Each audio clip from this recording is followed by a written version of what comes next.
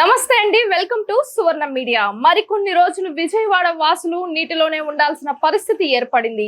మళ్ళీ మామూలు స్థితికి రావాలంటే ఒక వారం రోజులు పట్టే స్థితి ఏర్పడింది. కృష్ణమ్మ ఉగ్ర రూపం దాల్చింది. వరద బీభత్సం సృష్టించింది. విజయవాడ వాసులు నీట మునిగారు. 30 మందికి పైగా కుటుంబాలు రోడ్డున పడ్డాయి.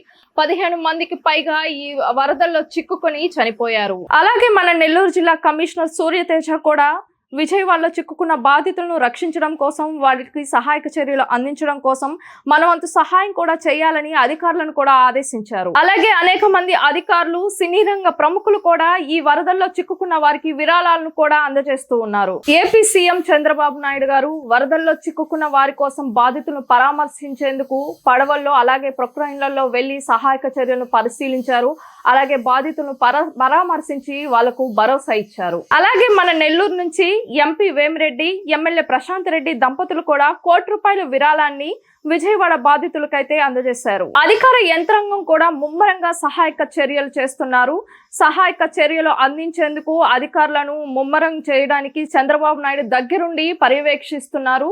చిక్కుకున్న వారిని సురక్షిత ప్రాంతాలకు తరలిస్తున్నారు. వారికి ఆహారము, నీటి వసతి కూడా కల్పిస్తూ ఉన్నారు. అలాగే ఏపీ, తెలంగాణ మధ్య నడుస్తున్న బస్సులు, ట్రైన్లు రాకపోకల్ని కూడా అధికారులు నిలిపివేశారు. ఇదండి ప్రకృతి సృష్టించిన విలయ తాండవంలో విజయవాడ విలవిడలాడిపోతుంది. మరొకన్ని వీడియోస్ తో మళ్ళీ కలుసుకుందాం. చూస్తూనే ఉండండి మీ సువర్ణ మీడియా. కెమెరామ్యాన్ శంకర్ తో మీ సుమ బిందు.